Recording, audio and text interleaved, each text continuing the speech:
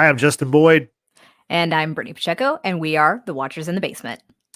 Welcome to the Watchers in the Basement. We are here today to discuss the new film, Shazam, Fury of the Gods. The movie opened on March 17th, 2023, with a runtime of 2 hours and 10 minutes. It's got a box office of 65 million for the opening weekend, so that's worldwide, so not great for Shazam. Yikes. Rotten Tomatoes of 52%, which is 38 points lower than the original Shazam movie from 2019.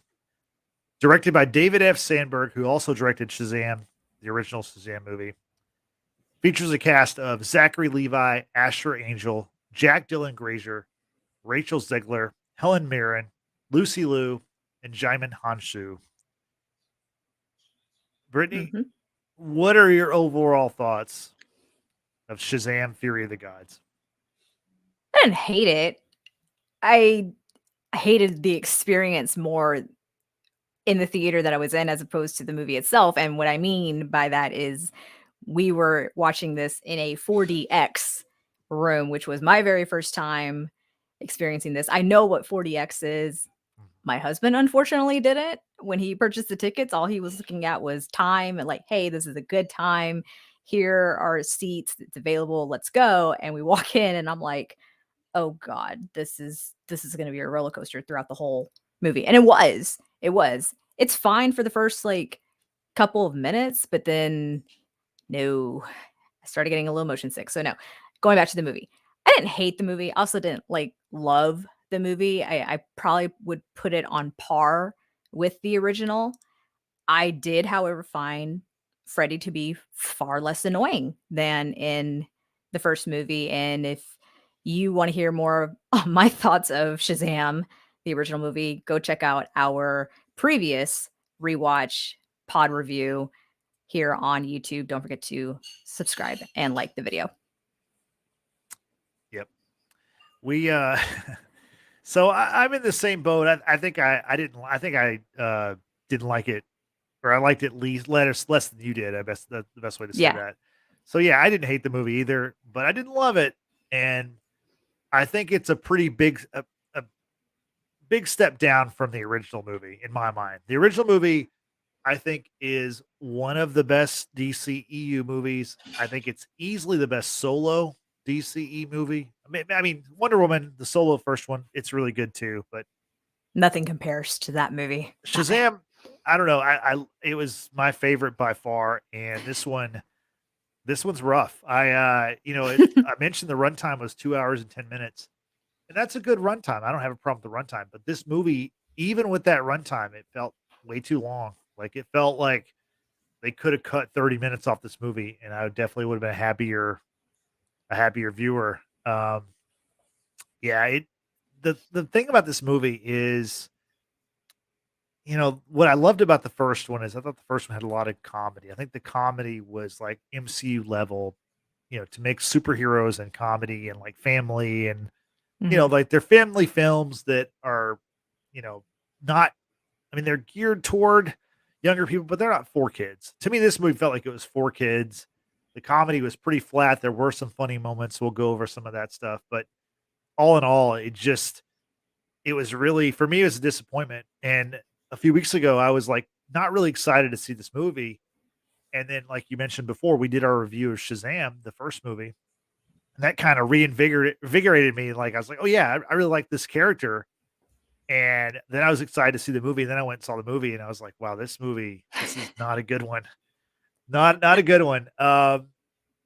So Brittany, let's talk about some of the things. Maybe let's start out. Let's start out with the positives. Yeah. What are some of the things you liked about the movie? So, number one for me, like I said, Freddy was far less annoying in this movie than he was in the first one to me. And maybe because the fact that these actors have grown up a little bit more. I mean, I know Freddy's personality is just very like quick, snappy. He talks a lot, what have you. But I think Right. the fact that his character had a little bit of a love interest in this movie, and that kind of forced him to maybe give off more mature vibe. Like he wasn't this loser kid that gets picked on and he likes superheroes and that kind of thing. Like this chick was actually into him, right? And he was more or less himself, but he was just trying not to be so Freddy. But I think for me that was a huge win compared to the first movie with him. Again, these actors have grown up a couple of years, and I'm sure maturity wise has also aged as well. But like the other positive thing, I actually didn't mind because I know a lot about gods and goddesses when it comes down to Greek mythology.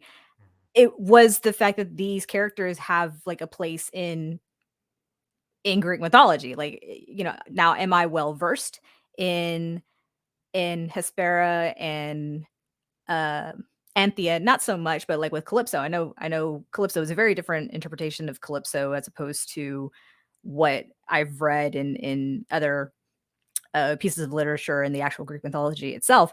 But these are daughter of Atlas. I know who Atlas is. Atlas was a Titan, and it's like that to me was like really cool. Like you're kind of tying in everything because when you do spell out Shazam's name and qualities, it all links to like a Greek god or Titan, that kind of thing. So that was cool for me. Darla, I absolutely love Darla. She had some funny moments in this movie as well. Um, Weird product placement though of Skittles candy, but it did the job because after the movie, I'm like, I want Skittles. Like I really want Skittles right now. Like, and I got Skittles. So it had its moments. I of course love seeing Helen Mirren. I love the fight scenes between her and Shazam. I thought they were great because at one point when he's kind of like body slamming her down, I was just like, "You do not do that to Dame Helen Mirren. How freaking dare you?" And then she turns around and does it back to him. I'm like, "That's my girl. Yeah. Like I know you're the bad guy in this movie, but like, yeah." So it had its moments for me. Um, I'm sure I'm missing out on a couple of other things, but as we talk more, I'm sure I'll remember. But anyway, highlights for you, Jeff. Yeah. So I really do like these characters. I like these actors. That's why it's kind of a bummer for me because I do like you mentioned Freddie was like one of your big issues with the first movie. I think he's like the standout of the first movie. I think Oh, he's good in this movie, but yeah, I like all these characters. I like these actors for the most part, and I don't think they did anything that bad. I do think it's interesting that maybe the most annoying character in the movie is Zachary Levi's Shazam. I think, and we can talk about that a little bit more in our nitpicks, yeah. but yeah, like the actors, like the characters. I like the opening scene with when we're introduced to the daughters of Atlas when we see uh, Helen Mirren's what's it Hespera? Is that how you pronounce Hespera. it? Hespera and Lucy Liu, who is Calypso. Calypso. They break into this museum to get the wizard staff that was broken in the first movie. They steal it. Mhm. I thought that was a good establishing your villains. You know, Mhm. that scene was cool. I thought the first time we saw the Shazamly together, and they're kind of Did you just call them the Shazamly? that's what they're called. Oh, okay. I Yeah, didn't know that. All right. yeah, the Shazam family or short the Shazamly. Yeah, that's what they're called. It's adorable. So yeah, I thought the first time that we saw them, they're kind of going in opposite directions, and Mhm. Billy Batson, obviously Shazam, is trying to bring them together. I like that part of the movie. Um, I like the pin, the sentient pin named Steve. Oh, yes. I thought that was pretty creative. I think some of the best comedy was from the pin that just like you talk and it writes It for just you. I thought, wrote down everything. yeah, Yeah. like the part where they wrote the letter to Helen Mirren's character and Mhm. it's just like a running, thoughts of what they're saying, and then she's Mhm. reading it off, and at one point she's like, "Okay, we did a good job. Cool. Anyone want a Gatorade?" Like that was funny. I thought that was some good Uh, stuff. I thought that and we're gonna spoil the whole movie, obviously, but like at the end of the movie, Shazam, Billy sacrificing himself and his powers to save the world and save everybody. I like that, yeah. but there's no stakes to it because he's immediately brought back, and we'll talk about how he's brought back later on. So that was like a weird, like, I thought it was a cool idea, but it's like one of those things where it's almost like what It's very Zack Snyder. Superman-like. Well, it's almost kind of like what Zack Snyder did in a lot of his movies with DC, where it was like a lot of cool things, but they didn't always make sense. Like whenever you put it Mhm. all together. Um, once again I enjoyed the credits. Mhm. Just like, I mean, this time they weren't as good as, or they weren't as good as creative as the first movie, but I like the credits, and I like how when they went to the credits, they played an Elvis Presley song, "Littlest Mhm. Conversation," and the reason for that is Elvis was a big Shazam fan, but his favorite character was Captain Marvel Jr., which that's Freddie Freeman. That's Freddie Freddie's Freeman. character. So I thought that was kind of a cool nod. Obviously, Elvis was also a WB movie that came out this past year and was nominated for some Academy Awards. Mhm. So it's kind of a cool, and the Shazam comics were featured in that movie, so it was kind of a good tie-in. Okay. Uh, and then I also liked how the foster mom, she makes the comment that all of her sons are like after older women because we learned, obviously these goddesses and gods are older, much older. I thought that was a Yeah. funny joke toward the end of Well, the movie. Yeah. not all her sons. One of them is not into women at Right. all. Right. We found out that Pedro is gay, which I didn't really see that coming because Pedro was so quiet in the first movie, and you don't get a ton of like I character feel time with these people, like it's just I feel like the so scene in the first movie, since we're gonna briefly just kinda mention it, when Dr. Savannah comes to the house and is holding the family hostage right. and Shazam lands outside, you see Pedro it's a very split second kind of a scene, and he kinda gets like, "Oh my god, he's here, like, look at him." He just looks kinda, Okay. good. It's a very subtle. Unless I'm just like making it up in my head, which I'm pretty sure I'm not. But yeah, with this movie with Pedro, Mhm. he and his mom are watching Phillies baseball. By the Right. way, Phillies. By the way, y'all wanted Houston, you got Houston. Just Yep. saying. Don't do that again unless you want to lose another World Series. Sidebar. Anyway, Pedro's watching the baseball game with his mom, Yeah. and he's like, "Yeah, like I'm really getting into it." Then he looked down. He's got a magazine in his hand, and it's presumably a gay magazine. Like, No, cool. Like, I think it's one of what? the Phillies player who's like it's like an Oh, underwear model. He's like an oh. underwear endorser, and he plays on the team or something. That's Gotcha. I That's mean, why he's that like, "Yeah, I'm happens really pretty getting into this game." right. I'm pretty sure that's what it was. Is it was Okay. the player on the screen? Yeah. Either So way, yeah. there is a man featured in a magazine. He looks just very, very pleased, Right. to be involved.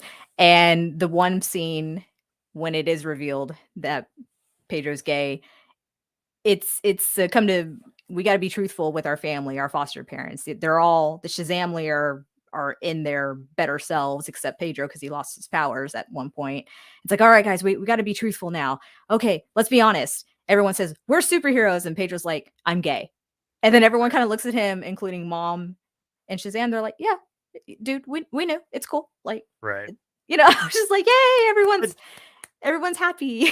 to me, the part of that was so strange is that not that he's gay, but like, how did the parents not know their kids are superheroes? Considering that Mary, she doesn't change how she looks. Like Mary is a college student, and whenever she gets the powers of Shazam, she's just Mary in a red outfit. You know what I mean?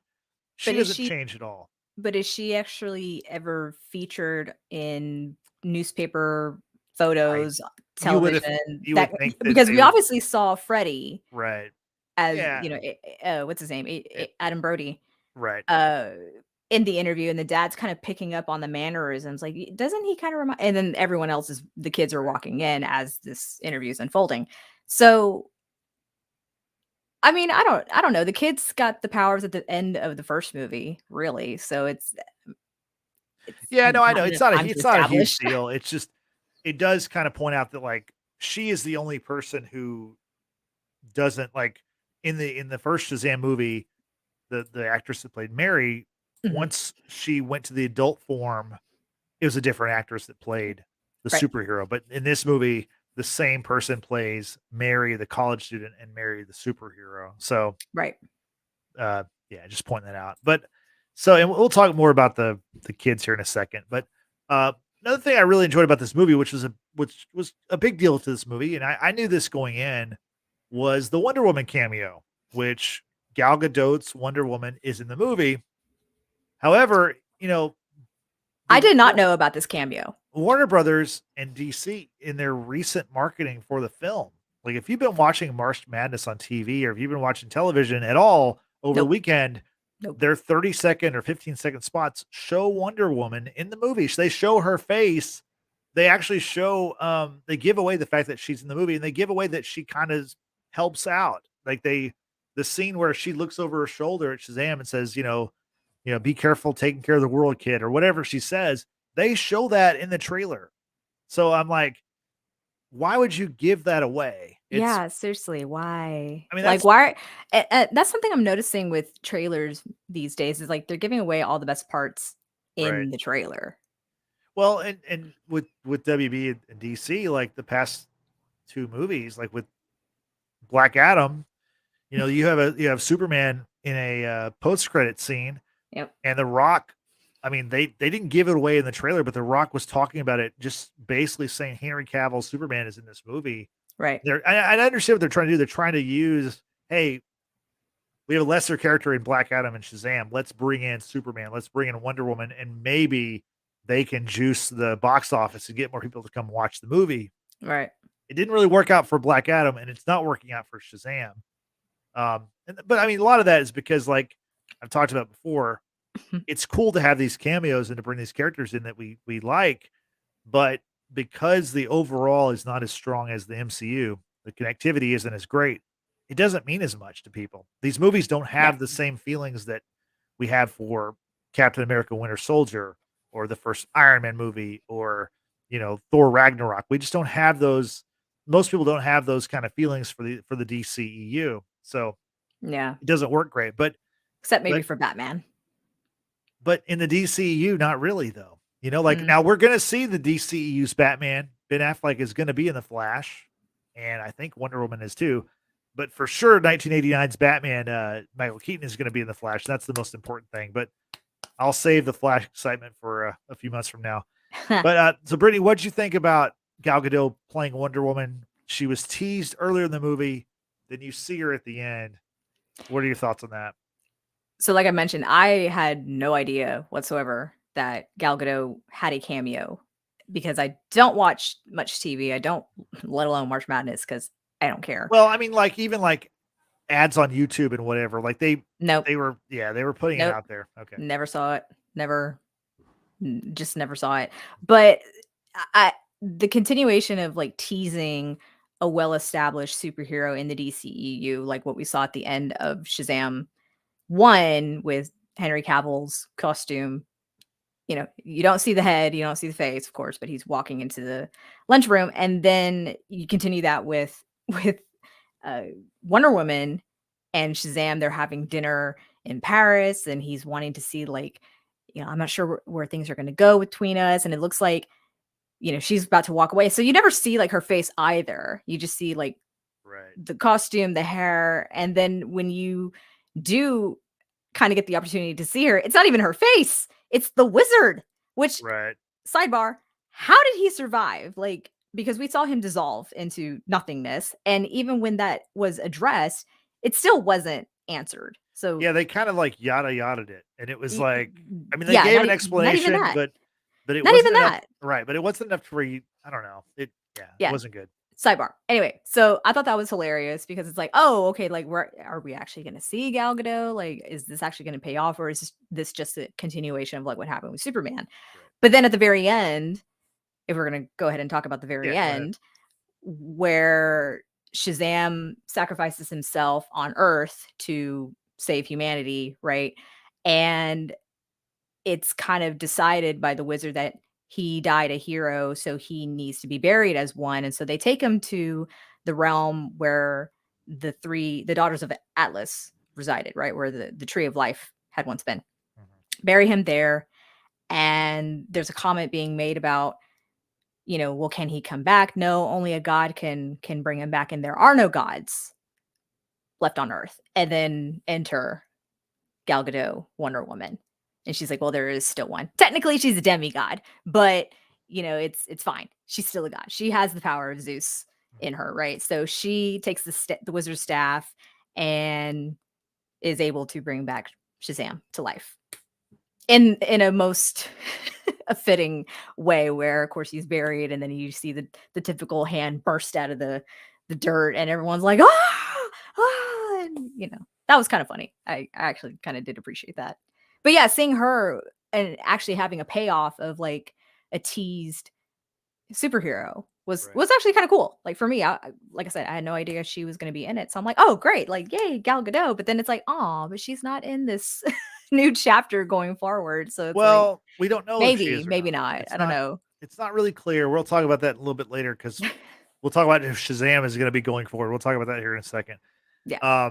Yeah, I thought it was great to see her.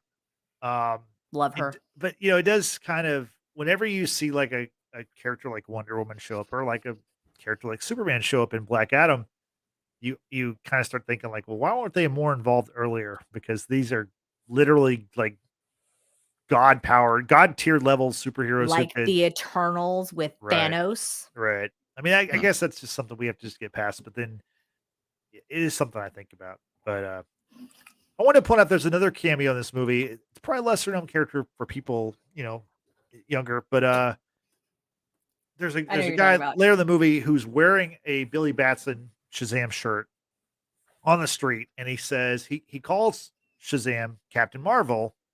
Mm-hmm. And the reason why that guy, obviously Captain Marvel was the name that Shazam was referred to for many years. Yep. That guy actually played Billy Batson in the 1970s TV series. So I didn't think you were talking about him. I thought you were talking about the teacher. Because I remember seeing him. Oh yeah, the teacher in the Drew Carey show. Bader, yeah. Dietrich Bader, yeah. And Dietrich Bader, he's done a lot of DC voice work. He's played Batman many times. I was wondering because I'm like, this is so random to include him and actually have like screen time, and then he gets possessed by Calypso because Calypso killed, like right. Well, but she possesses him in a way, whispers whatever. He is transformed, if you will, and walks off the roof of the school building, and he dies. And it's like, well, why would you bring him in only to kill him off like that? Like he barely had like 2 scenes. It was very strange. But if he's got a relationship with DC, then that makes total sense. Like, that's cool. Yeah, he's not cool, been the voice. Cool. He's been the voice of Batman for different series and okay. animated movies and stuff like that. So that's cool. More you know. Yeah, exactly. So let's get to some nitpicks, Brittany. What are some of your problems you had with the movie, or some issues? Oh man, you put me on the spot. Okay, so for one, like I mentioned, bringing back of the wizard, when we saw him, we clearly saw him dissolve. Yeah. In the first movie, because he, I guess, had once been the champion and needed to transfer his powers to a pure-hearted individual, and that's Billy, now Shazam. And it's like, okay, but how did he get into the prison cell in this realm with the Daughters of Atlas? Like, how did that happen? There was no real explanation as to why or how. That was one thing. Oh man, I feel like I feel like you and I already discussed this, but I can't pinpoint a nitpick right off the top of my head. I've got a couple, and you can probably go for it. You can probably expound off some of those. Go for it. So one of the first things I want to talk about is there's a time element issue that I have with the movie. So we're led to believe that. So the first movie came out in 2019. Obviously, we're in 2023, so it's a 4-year difference. The movie says it's basically a 2-year difference, right? Because they mention specifically at the very end of the movie in the post credit, and we're going to get into the mid credit and the post credit, but in the post credit, we see Dr. Sivana, who was in prison from the first movie. He's still in prison, and Mr. Mind returns to him, and he references that it's been 2 years since you last came to see me, which was 2 years from the end of the first movie, right? Okay. So he establishes it's been 2 years. And there's another part of the movie where they establish 2 years. But then they also say how like Billy was 14 in the first movie, and now he's almost 18.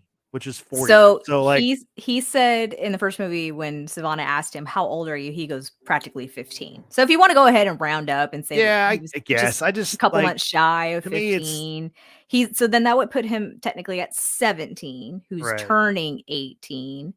So you can kind of maybe get away with 2 years, maybe not, maybe almost 3. Okay. Well, let's transition from that to the next issue is the fact that Billy Batson, the 17 or 18-year-old kid, is more mature than Billy Batson, Zachary Levi's Shazam. Like, Yeah. whenever he becomes Shazam, he's more of a little kid than anybody else in the Shazam league. Like, even, I mean, all the Yeah. other kids besides Mary is older than Billy, but Yes. all the other kids are younger than him. I mean, then you have someone like Darla. Darla, who's considerably younger. Mhm. But all of them, except for maybe Darla, who there's a reason she's much younger, they all Mhm. act like they're more well adjusted, they're more mature. Like that was a weird part of the movie. Like I thought like because he like they even reference like he's supposed to have the wisdom of Solomon, Well, he also says solo man, Solo Man, which so that was actually funny. I thought that was actually one of the higher comedic points in the movie. Solo Man, and then Saruman, which Yeah, is a Lord of the Rings reference, right. which I I thought like was that. great. Yeah, Um, there was another just reference, a Game of Thrones Game of reference, Thrones. Yeah, Khaleesi when Lucy Liu's riding the wooden dragon, which sounds really weird to say out loud like that, but that's basically what it is. yeah, Uh, yeah, he clearly does not possess that quality, the wisdom of Solomon. yeah. Because he just didn't even know how to pronounce it. He clearly can't think like that in his Shazam form. But yeah, I agree. It did seem Billy had it a little bit more together in the Billy form. Because Right. even at the beginning of the movie, when Shazam is having his therapy session with his pediatrician and he's like trying to figure out the feelings and why he operates the way that he does and trying to keep everyone together. Obviously, because he's never had a real family, he's afraid abandonment's a big issue for him, of course. He was just rattling on and on and on. I'm like, dude, like, get your shit together.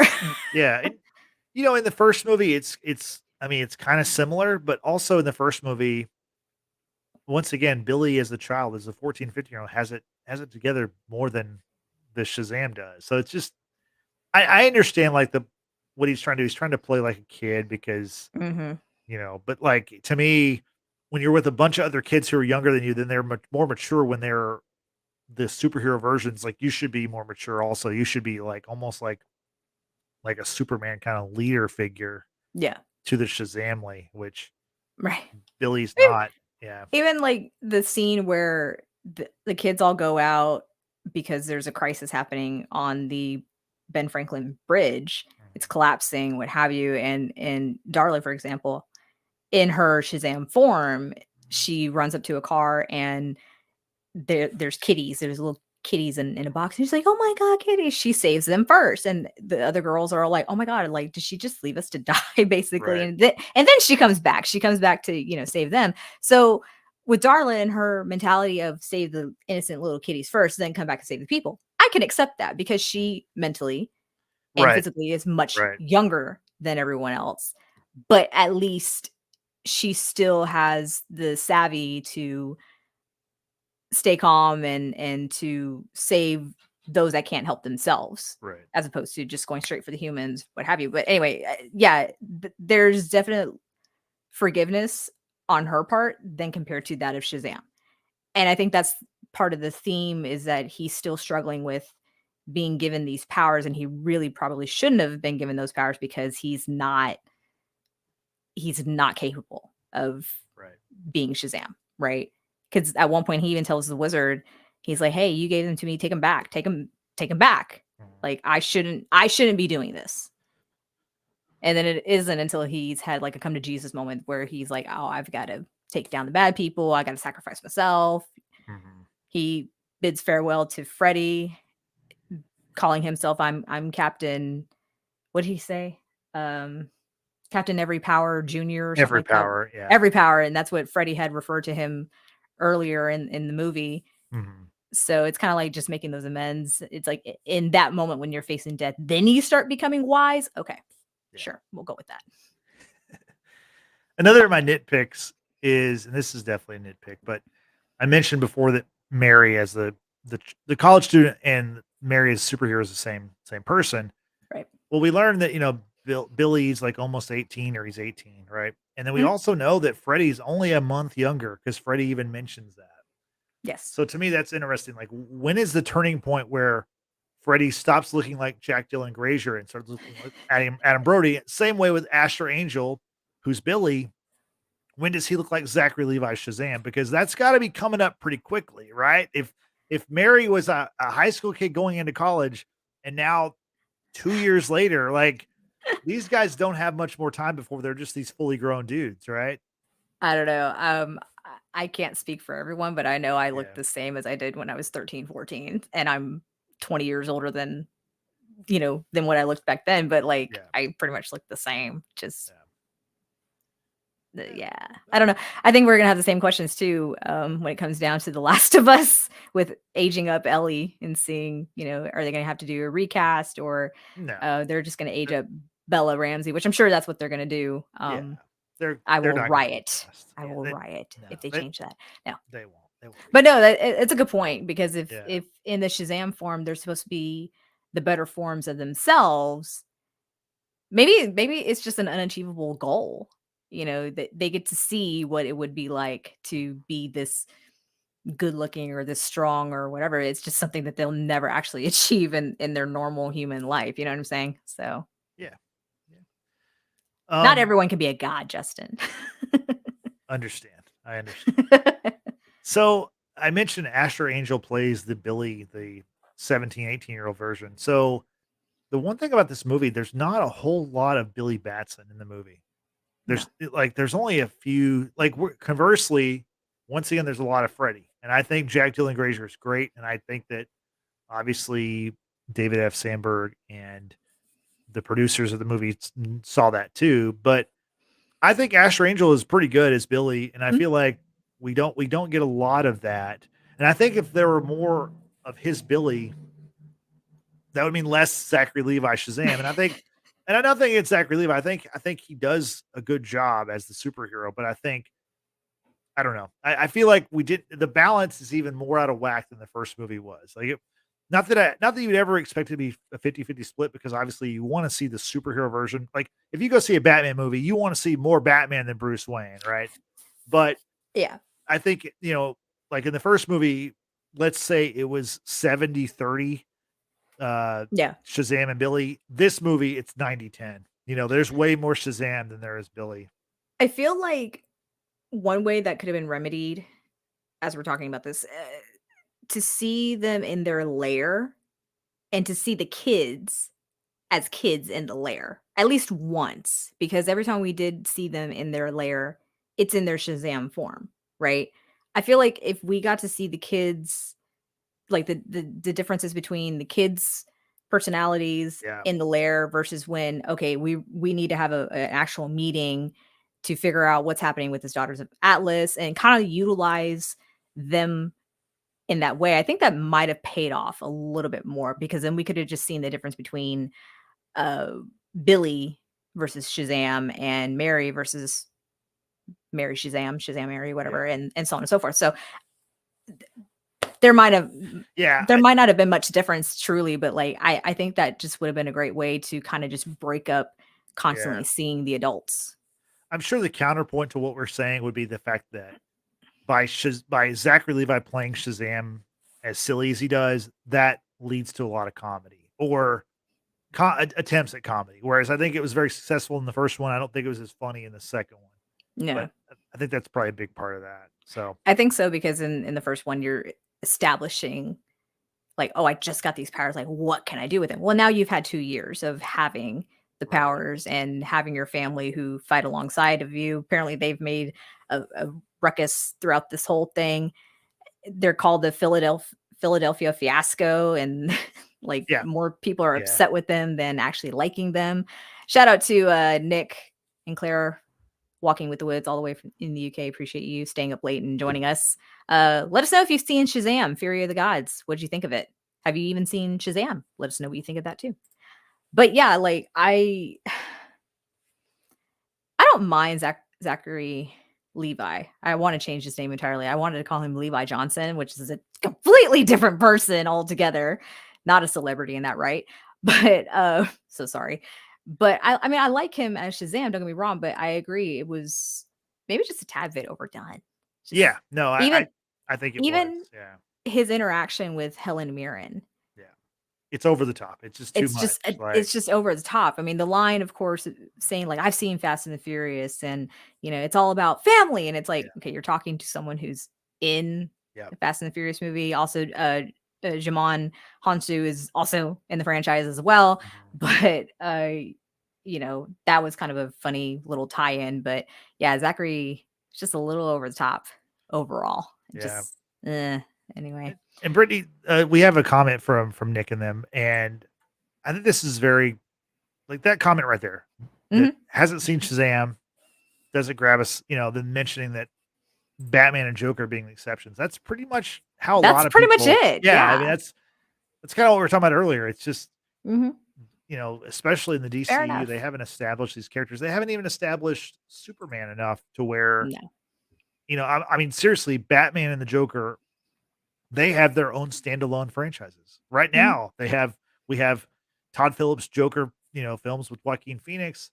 And of course, we have the Batman with Pattinson. And we've had, multiple Batman franchises. But DC's got a lot of work to do. And man, I don't know this movie.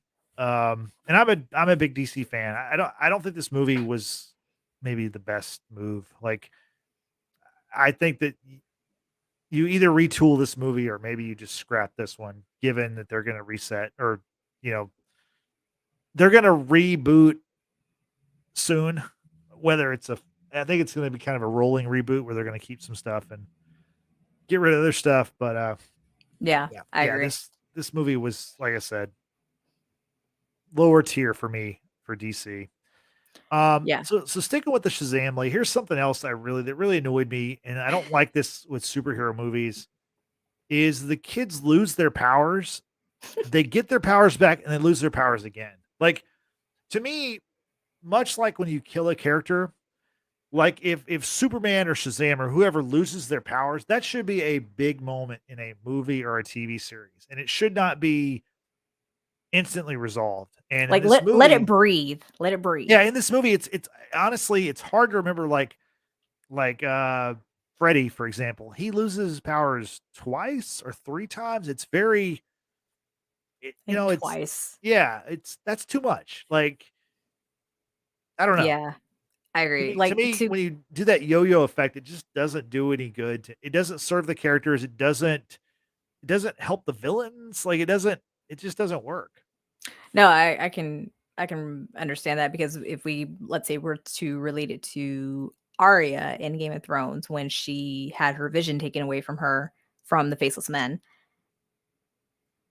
there was a few episodes where she was blind, and you see her working through combat while she's blind, and then eventually she gets it back, right? But you gotta let it breathe, man. Yeah, and I get it. This is a movie, you want it to be like a happy ending sort of situation. I get it.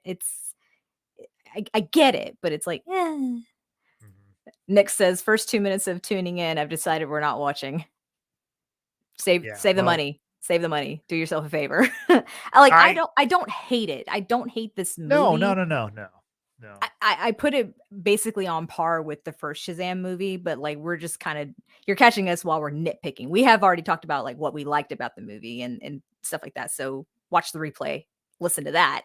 But overall, it's one of those movies for me. The rewatchability is not there. Same for me. It's the same for me, where I don't see myself ever fully watching this movie again. Yeah. There might be some stuff like the Wonder Woman thing is cool. Yeah. But I don't think I'll sit down and I don't think I'm going to watch this movie again, because it's just not, it's a disappointment for me, because I love the first one. I think the first one is great, and this one just doesn't deliver in my mind. Claire just said, "What's that?" Oh, Claire. So I mentioned the villains a second ago, and that's Mhm. another one of my problems with the movie. We have you mentioned Hespera and Calypso. There's a third daughter of Atlas. Her Mhm. name is it Athena or Antina? And Thea, Anthea, I'm sorry. Anthea, who it's aka Anne. Anne, right? And we're introduced to Anne. She is a new classmate of Freddie's, and he has a crush on her like instantly. They have like an attraction, and then we quickly learn that Anne is also one of the daughters of Atlas, Mhm. and that's the first time we see Freddie lose his It's powers. cool. But the problem I have with the villains, we have these three daughters that are obviously various age differences between the three daughters of Helen Mirren, Lucy Liu, and Rachel Zegler. Mhm. Um, that's not a big deal. But the No. big deal is the fact that you have three villains, and in the end, 2/3 of them aren't even really villains. We have, you know, Anne slash Anthea. Mhm. She's never fully on board the villain train, right? She goes along when she has to, but she wants to end up helping. She ends up helping Shazam and the Shazamly and Freddy. Yeah. And then we have uh Helen Mirren's Hespera, who turns face in the middle of the movie, Yeah. or toward the end of the movie, I guess. Yeah. All So because her sister Calypso is the real villain in this whole ordeal of right, wanting to have revenge on the humans for basically locking up their realm and it dying off, if you will. So she wants to have her revenge. I'm like, oh, okay, like, all right, Lucy Liu, like, I get it. Calm down. But yeah, it's not a. There are things in this movie that definitely were not ironed out very well or fleshed out very well. With Anthea, I definitely right off the bat when we first meet her, it's like she's wearing the evil eye as in the form of a necklace. She also has it like on as a ring or maybe it's a bracelet. I don't know. Evil eyes very for me. It's very associative with Greek mythology, and I'm like, there's something about her. She's also this part of this villain trio that what will be a trio. And then when she talks about having an overbearing sister and relates to Freddie on that, I was like, oh, well, there we go. There's, the things with Greek mythology, all these gods and titans, they have so many freaking children. Like, and you just can't never pinpoint it. The only one I really did know about was Calypso, and Calypso is in a completely different scenario from the mhm. stories that I've read. So to see her in this light, it was just like, this is weird. Yeah. This is weird for me. So yeah. And Calypso, her powers, she has like a power of suggestion, I guess. Seems like she can tell people. Something She about chaos. she They whispers wanted in someone's ear, and then they become like a zombie, or they're controlled by her, or something like whatever. that. Yeah. Tell us, Hespera w- Hespera can manipulate the elements, right? and then Anthea can manipulate the axis, and that's AXIS, not Right. like ACCESS. It's almost like a Doctor Strange kind of quality. Yeah, You look but into it just it didn't look great, and unlike no, Doctor Sprain, it like she just does this stuff, and like shapes start moving, and the buildings are going different ways, the and it's like kaleidoscope. yeah, and it's like I don't know, like it. She just kind of does it a couple of times, and you're just like, okay, cool, but I don't know. I didn't Mhm. like that. And then there's a dragon. Yeah, I was There's gonna get to that. So my next nitpick, and I mentioned this in previous episodes, like whenever you have someone like me, I'm not a professional, like I don't know anything about CGI. Most people don't know anything about CGI. But whenever you notice or think the CGI is bad, it's usually because the story is not very good. And so you can kind of like your suspension of disbelief is gone, and you're just like, screw it. Like I'm going for I'm shooting at everybody. You know what I mean? Like I'm not like there's no prisoners. Yeah. And so, yeah, to me, the end of this movie reminded me of Shang-Chi, where except for I really liked the first 2/3 of Shang-Chi, and then the final third was just brutal, like with the dragons and all the creatures. And this movie does the same thing, where Justin you didn't like get the Pokemon. you get the dragon, you get unicorns, you get these other beasts. And we had the seven deadly sins in the first movie. I thought those looked good and they weren't used a whole lot, which I think was smart.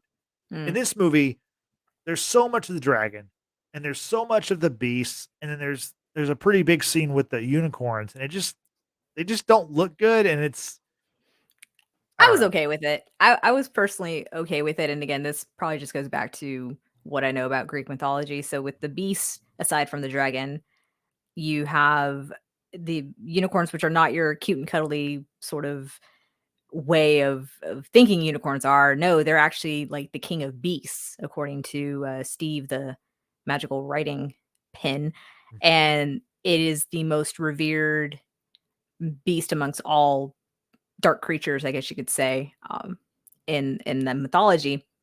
But you have harpies, you have minotaur, you have a manticore, you've got what's the cyclops. So I mean, for me, it's cool seeing these different creatures come out of Greek mythology. I'm a big fan of Percy Jackson. Yeah. Like I really love the books.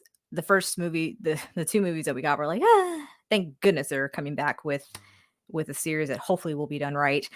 But I, I like the take on the unicorn and the look of it. We're going to be talking about Harry Potter uh, in coming, well, actually this week, Harry Potter Chamber of Secrets. But in one of the movies, there's a creature called a thestral that's like it's basically a skeleton pony, if you will. And there's features on from the thestral that are kind of featured on this dark unicorn that I kind of liked. So for me, it was like, oh, okay, like I can get behind this. Like this is fine. It doesn't bother me so much. But I can see from your point of view, Justin, because you're just not a big fan of stuff like that. Yeah, I mean, honestly, at that point in the movie, I was so like checked out as far as like trying to pay attention to what the beasts were. Like, I just in my mind, I just filed it away as beasts. I didn't even like you mentioned the Cyclops and those other ones. Like, I didn't even think about that part of it. I just was like, whatever. CGI creature fighting CGI creature with a CGI Mhm. dragon that you know it didn't look like one of the Game of Thrones or House of Dragon dragons. No. I'll just say that it. There Yeah, was a Khaleesi reference, but definitely not the same. right. Not and it's the Not even same. not even the ice dragon. Like, think about Right, it. right. When was it Viserion? Rhaegal. What I forgot remember can't remember which one was reanimated, but yeah, that was cool looking. Like Yeah, that was cool. This one, not so much. yeah. And you already talked about this a little bit, but then the Skittles product placement with the unicorn, and I mean the Darla had a funny line, In but lieu of ambrosia, yes, we have Skittles. But yeah, go right. ahead. No, that's all I was gonna say. I just like it's a funny line when she's like, taste the rainbow, motherfucker. They cut it off before she says the bad word. The little girl who's She's saying just that so innocent. It's so that cute. that was funny, but Mhm.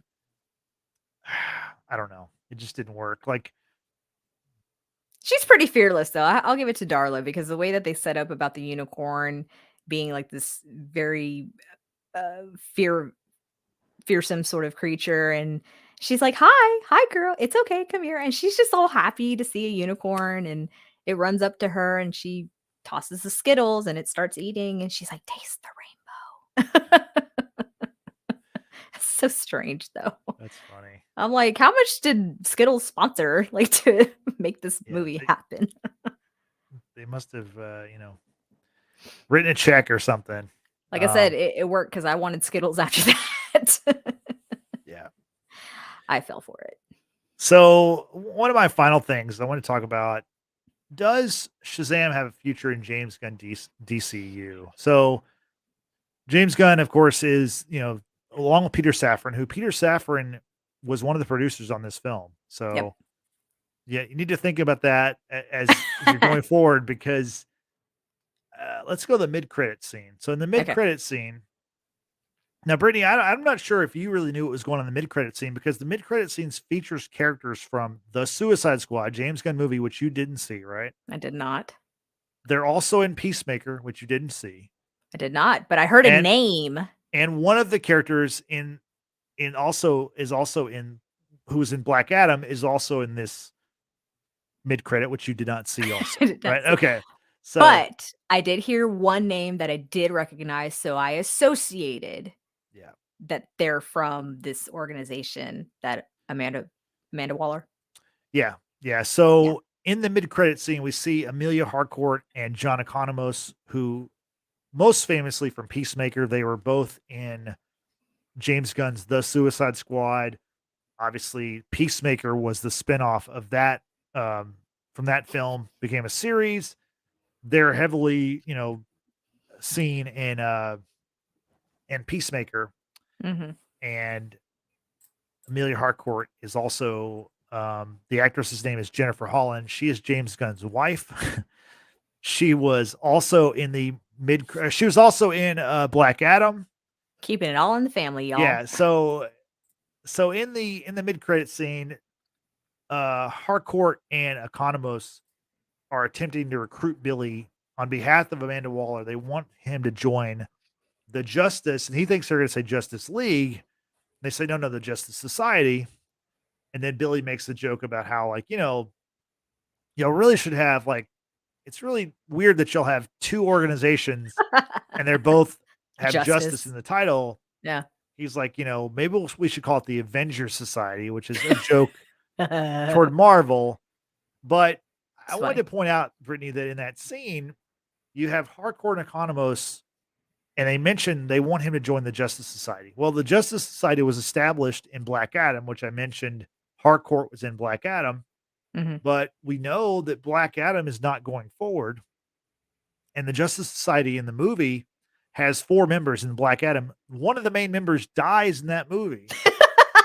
So I guess, if they're going to continue with the Justice Society from Black Adam, which would only make sense because if you have Harcourt from Black Adam and Peacemaker and Suicide Squad, you would have the same people continue. It's real strange. But also the fact that not only is it James Gunn's wife, but also the fact that him and Peter Safran took over DC after Black Adam came out, but they've been in charge. So you would think that they would, if they didn't like this mid-credit scene, they could have just, X'd it out. Yeah, but they didn't. So that makes you believe that Shazam, played by Zachary Levi, is going to continue in the new DCU as a member of the Justice Society. I don't think we're going to see another Shazam movie because, as I mentioned before, the box office is not strong for this movie. It wasn't strong for the first one, but it looks like this one's going to come in way under the first one. Yikes. So, well, and then kind of, I guess, leading into the post-credit. I mean, we've already kind of talked about it with seeing the reappearance of Dr. Sivana in that same jail cell. Yeah. And you kind of think with the mid-credit scene from the first movie that, he's going to team up with, is it Mr. Mind? Mr. Mind, yeah. The freaking caterpillar? Yeah. They're going to team up for the next movie, being this one that we're talking about right now. And he's once again the villain, but in league with somebody else, right? That to me would make sense. Yeah. But no, you continue with his character, put him in a post-credit scene, and he's visited again by the same caterpillar who's like, there's one more thing I need to go do before I can tell you my full evil plan, and then leaves. So it's like, what? Yeah. Why? Also, not to mention that we've also discussed this in our previous Shazam pod about the, I guess you could say, relationship between Shazam and Black Adam, how they're natural rivals, and how, I mean, we know that Dwayne Johnson's not going forward with Black Adam and James Gunn's DC. We already know that. Well, he's not in the first chapter. Not in the first chapter. Okay. But the first chapter may take 10 years. It's like the first chapter is like the first phase of the MCU or the first phase. Like it's going to be a long time before we see. Regardless, chapter. Yeah. We know that Dwayne Johnson actually does not want to be in these movies. No, that's not true. No. Oh, no? Not that he doesn't want to be. He just hasn't been? I don't think James Gunn has any interest in continuing Black Adam because it was kind of a failure.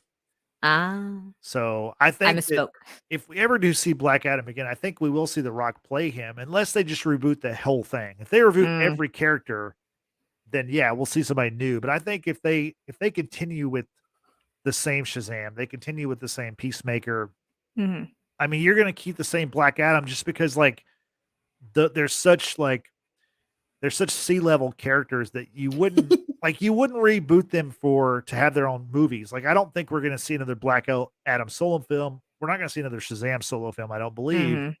I agree. But you could see Zachary Levi playing Shazam in as a complimentary piece in a Justice Society thing, or if the Justice Society is helping a Superman or helping somebody, he could be a part of that. But I don't think we're going to get solo films from these characters again, or at least not in our lifetime. So I want to pose a question to you, Justin. Okay. Because the way that I posted about today's pod was Fury of the Gods or Fury of Justin. And this is what I'm leading up to. Okay.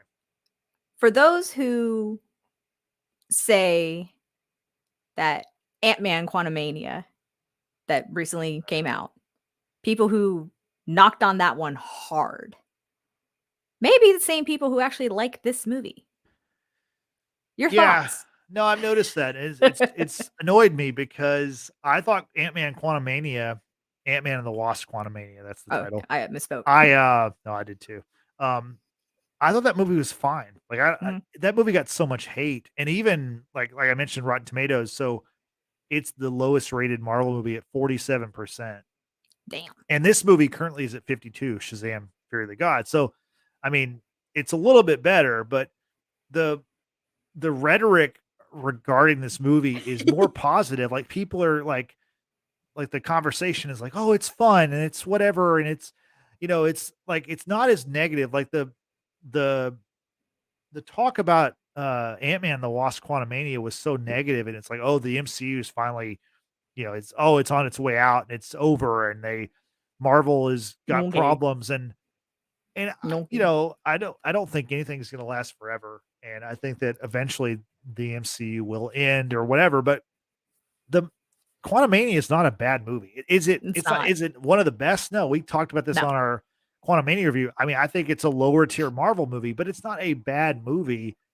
And to me, it's needed to carry the rest of the story. So. And this movie here, not only is it not needed, it doesn't really add anything to me. I mean, and I just think Quantumania is a much better movie than this movie. I think it's a lot better. Yeah. And Quantumania, like I said, it's not one of my CGI looked a lot better too. I know, and there's things to point out in the CGI in that movie, just because in the Quantumania, everything is like the same color, which doesn't look good. Like it's like this like pinkish red or reddish. Yeah. No, orangish red. Like it's not a good look. But but yeah, that has annoyed me a lot. Probably more than anything. It's just that people who did not like Quantumania seem to be pretty positive about this movie. And this movie is not better. Granted, all of this is opinion, right? My opinion versus your opinion versus whoever's opinion. That's fine. But the consensus it seems to be this movie is better than Quantumania. I don't agree. I'm with you right there too. Now, we all know, actually, for those who may have not checked it out, go check out our Ant-Man reviews pods. While you're at it, go check out our ranking for the MCU, every movie in the MCU, because we definitely have different opinions about where Ant-Man's, even now with Quantumania, would rank amongst the whole list, because damn. But that being said, I said at the top of the show, I like this movie fine. It's on par for me with the first Shazam. It's fine. I don't hate it. I don't love it, but it's fine. The rewatchability is not there. But I will say that Quantumania was far better. And to top it further, people, and y'all can come at me if you want, because I don't give a shit, because I am right in this stance, and Justin will back me up. This movie, actually, let me rephrase this. Quantumania is not only better than Shazam, it's better than Rise of Skywalker. And if y'all are the same kind of people who say, oh no, Shazam's better than Quantumania because Marvel's headed out, are the same people who like Rise of Skywalker, get out. Get out. Yeah, no, I mean, that movie was trash. That movie is so much lower than these movies. I mean, that's one of the worst movies I've ever seen. The fact that it was being rewritten while they're filming, it shows. It absolutely shows. And if y'all just want to like something because of a brand and think that, a certain director can never do any wrong. Guess what? Yes, they can. It has been done. Yeah. Goodness. No, I think that Goodness. DC's had a lot of issues, but I think Oh, that, for sure. you know, that kind of Star Wars stuff is a different level of just Mhm. trash. It's just not as good. We're not gonna jump on But that no, train right now, no, but I just want to mention that, and I failed to mention at the beginning of this, that Shazam: Fear of the Gods is the 12th film in the DCEU. DCEU stands for DC Extended Universe, which is a ridiculous title. But in reality, it's actually the 13th film because there are two different versions of the Justice League. There's, of course, the Justice League that came out in 2017. There's also Zack Snyder's Justice League, which is, I mean, it's literally twice as long as the other movie. So, I mean, to me, you have to count it. So there's actually not 13 needed. movies in the DCEU. It's not I needed. have done my updated rankings of the DCEU on Letterbox, and I don't have them out there. I'm just looking at them on my phone. But out of the 13, I have Shazam: Fear of the Gods ranked number 11. So I don't think much of this movie. Um, and I mean, the quality of these movies, as we mentioned before, is not nearly the level of the MCU. But again, this is not a terrible movie, but this was a disappointing movie to me, and I didn't really enjoy it. Flat out. Like I said, movie's fine for me. I don't have any real like reasons to hate on it or any real reasons to love it. I just hated the experience of being in that 40X theater. And if y'all don't know what Yeah. that is, it's basically you're in a mini roller coaster throughout the whole movie. Yeah. It kind of springs up on you randomly, air's blowing at you randomly, water can be splashed on you, turn off that feature. I feel like you need a seatbelt. You need some kind of harness. Like I was Yeah. getting a little motion sick and I don't typically get motion sick. I think, So like if you're a member of the Shazamly, like you're like before they have powers, like if you're that age range, the 40X is for you. Like that's for there was a child there right who seemed to enjoy it. for Yeah. a teenager, for an early teenager, for 10 to 12 to 15 or whatever. Yeah. 40X is fun. When Mm. you're an adult, when you're like 40 something like me, like it's I'm not not 40 something like you, but yeah, I I know did you're not not. enjoy that. Right. It's not fun. Yeah. So Yeah. yeah. So That's my only association. right. So my last thing is that I mentioned about the DCU. Well, the DCEU is going to be ending. But however, this year we are getting 4 DCEU movies. We just saw Shazam: Fear of the Gods. The next one coming up is the big one, The Flash, on June 16th, which I cannot wait for the Flash movie. I hope it's a letdown. I don't think it's going to be. I hope it is actually. I think you're going to see that movie. And you're going to see it for sure in theaters once. I think you're going to end up seeing it twice. I think it's going to be that good that you're going to go see it twice. I might see it 5 times. I mean, I think that depends on the runtime. I haven't looked it up because I don't care. Yeah, I don't think it's been released yet. The runtime hasn't been released, but yeah. But that movie, something that's side note, something that's annoying about the Flash is the movie is going to be. They're going to show the movie at CinemaCon, which is in late April, I believe. And what CinemaCon is a convention for theater owners, and I think it's in Las Vegas. And every year, there's a couple movies that are shown at CinemaCon in their entirety. Last year, Top Gun Maverick was one of those movies that was shown there, and it obviously killed it. People, people saw it. It was in theaters from Memorial Day to Labor Day, which doesn't happen with movies anymore. And then there was a re-release. Right. And so The Flash is going to be shown in its entirety in mid to late April, which is not too far away. But the release date for the movie is not until mid-June. So that's annoying for me because I know that someone is going to leak everything about the movie.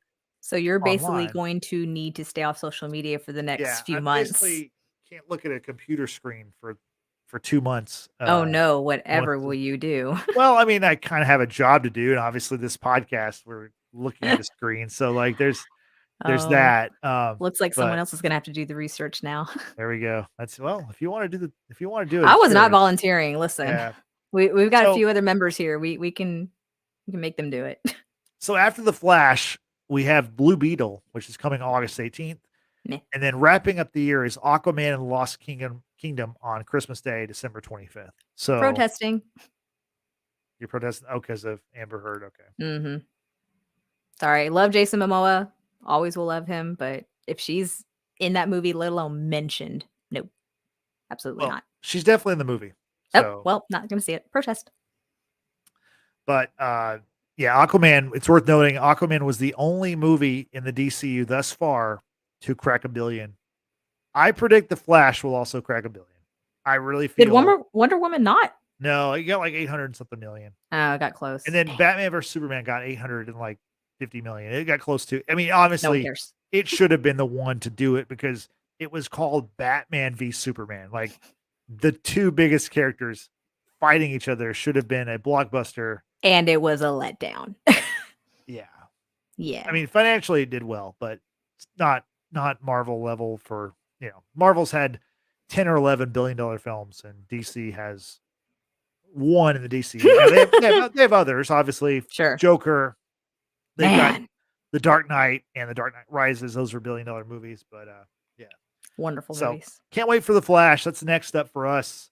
That'll probably be the next thing we talk about DC wise. And although, this week I did not enjoy Shazam Fear the Gods. However, one of my favorite DC shows came back this week, and that is Superman and Lois.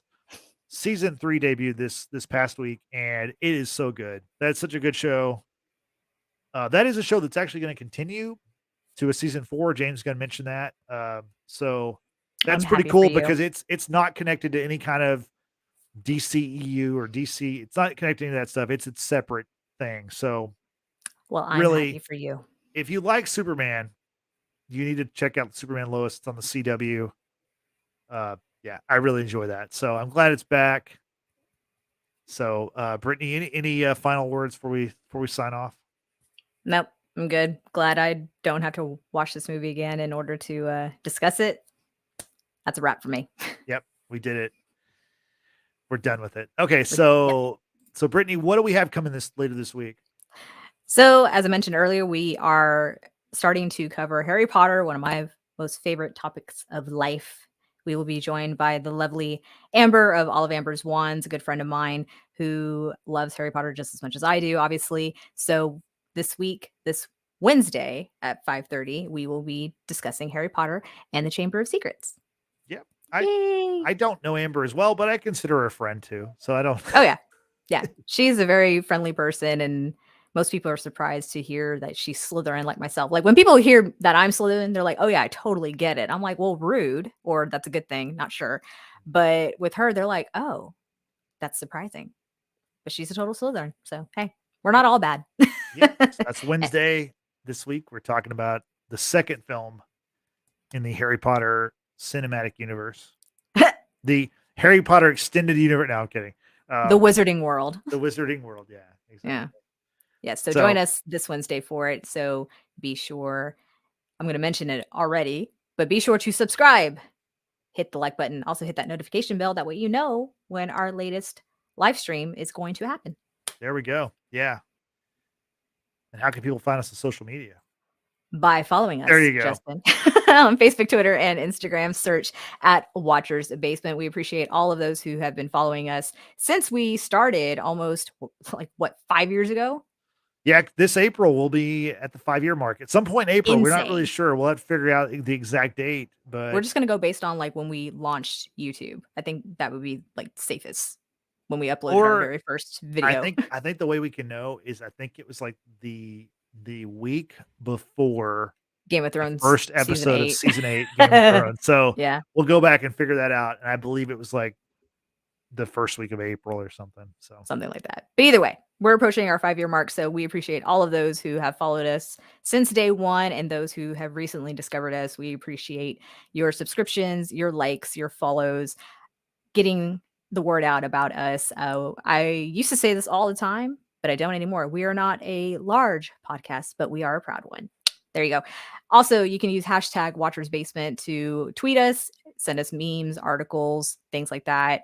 And lastly, you can check out our audio podcasts on Apple, Google, and Spotify. Thanks to Spotify for podcasters. Give us a 5-star rating. We appreciate all the love. Thank you, Brittany. I appreciate it. So for Brittany, this is Justin saying we'll see you next time.